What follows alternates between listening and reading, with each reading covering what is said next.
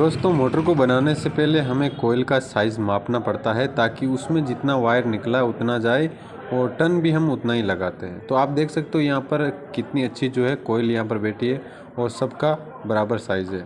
और सबसे बड़ी दिक्कत उस टाइम होती है दोस्तों जब हम कोयल का साइज़ अच्छे से नहीं माप पाते हैं और कोयल डाल देते हैं तो वहाँ पर वायरिंग करने के बाद में ज़्यादा कोयल हो जाता है। ज़्यादा कोयल होने से क्या होता है, जब हम इसका ढक्कन लगाते हैं या डोर लगाते हैं तो उसमें टच हो जाता है और बॉडी शॉट आने लगता है। तो उसके लिए क्या करें, तो इस वीडियो में दोस्तों मैंने आपको अच्छी तरीके से बताया है कि कोई सा भी मोटर हो, अगर आप मैं जिस तरीके से बता रहा हूँ उस तरीके से अगर आप माप लोगे तो आपको कभी कोई प्रॉब्लम नहीं आएगा।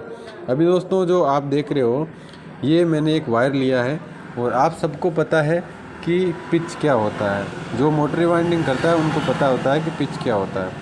तो यहाँ पर आप देख सकते हो ये वायर है, मैंने ऑलरेडी इसका माप अच्छे से ले लिया है। तो अभी आपको क्या करना है, जैसे पिच है, जैसे मान लो ये 3 फेस का मोटर है और ये इसमें कोयल आने वाली है वो बराबर क्या आएगी।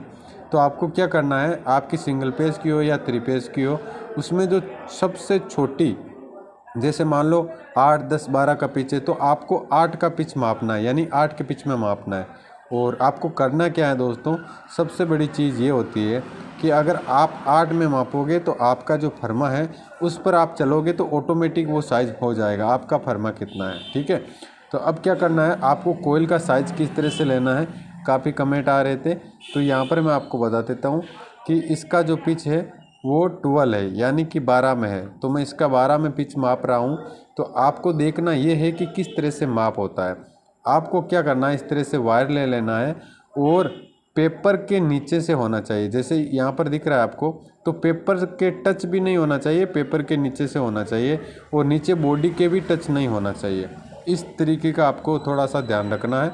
ये जो अभी माप देख रहे हो ये परफेक्ट है, क्योंकि आपने वीडियो के पहले क्लिप में देखा कि कोयल कितनी अच्छी तरह से एक ही साइज़ की कोयल और अंदर बॉडी के अंदर ही रह गई थी। ऐसा नहीं कि डोर में यानी कि कहीं टच होगी, कोई भी प्रॉब्लम नहीं आने वाली। तो आपको माप लेते समय इस तरीके का ध्यान रखना है कि जो वायर आप माप ले रहे हो वो पेपर से नीचे होना चाहिए और नीचे बॉडी के टच नहीं होना चाहिए। ठीक है, अगर आप माप ये इस तरीके से लोगे तो आपको कोई भी प्रॉब्लम नहीं आएगी। एक भाई का कमेंट था कि जो हमने माप लिया है उसमें जो कोयल है वो बहुत बड़ी हो गई। तो इस तरीके से अगर आप माप लोगे तो कुछ नहीं होगा, अच्छे से कोयल जो है बैठ जाएगी। दोस्तों वीडियो अच्छा लगा तो शेयर करें और कमेंट करें।